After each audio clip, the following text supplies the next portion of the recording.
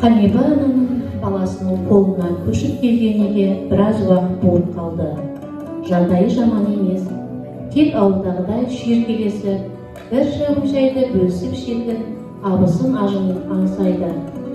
Ауылында өзі келін болып түскен қара шаңырақта отыра берер еді.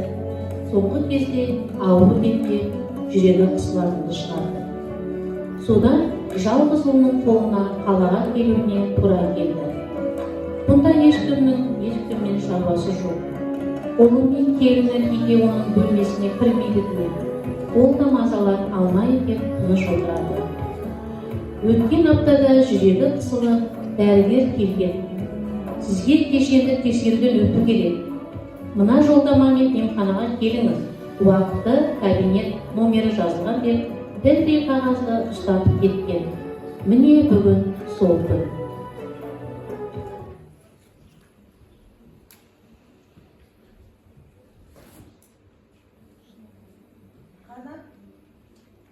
Қанат балам, бүгін дәрігерге баратын күн еді ғой.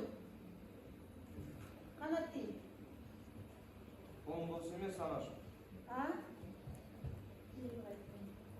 Ас бөлмеден келінінің біреумен телефонмен көтеріңкі көңіл күйде сөйлесіп жатқаны естіледі.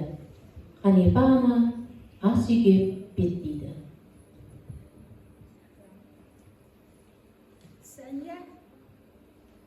Сәния, қарағым.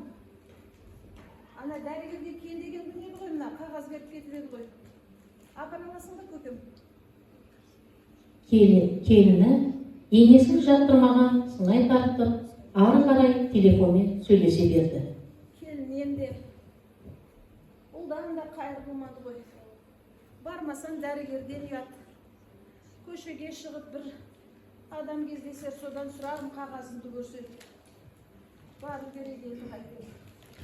Ханипа ана есікті ақырын жауып шығып кетеді.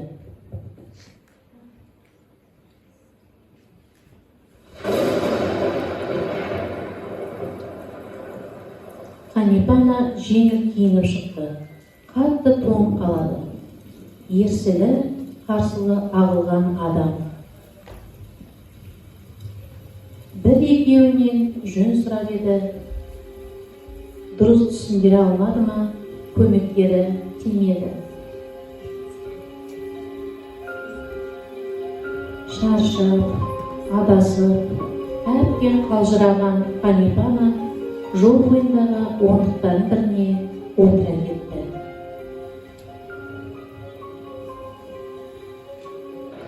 Жауын да үдеп кетті.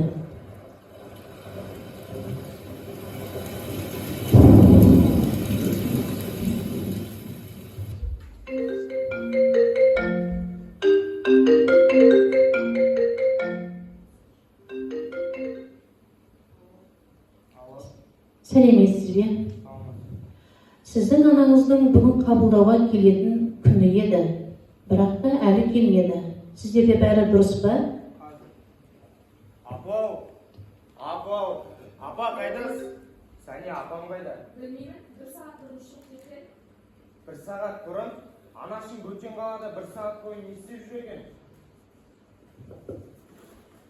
Асығыс кемін кие сала далаға шығып кетті.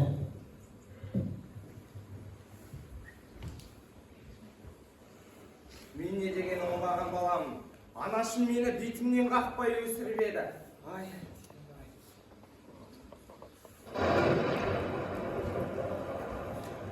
Жан ұша жүгіріп, ұялы телефоннан анасының суретін көрсетіп, кездескенін бәрінен сұрап, бірақ ешкімге көрмегені. Ақыры көзі бүрісіп жалғыз отырған анасын көрді. Анасының аяғын құшақтап отыра кетті.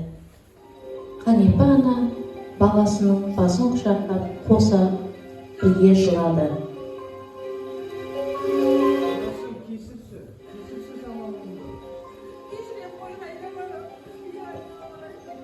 Жауын да ана мен баланың қауышқанына риза болғандай тоқтай қалады.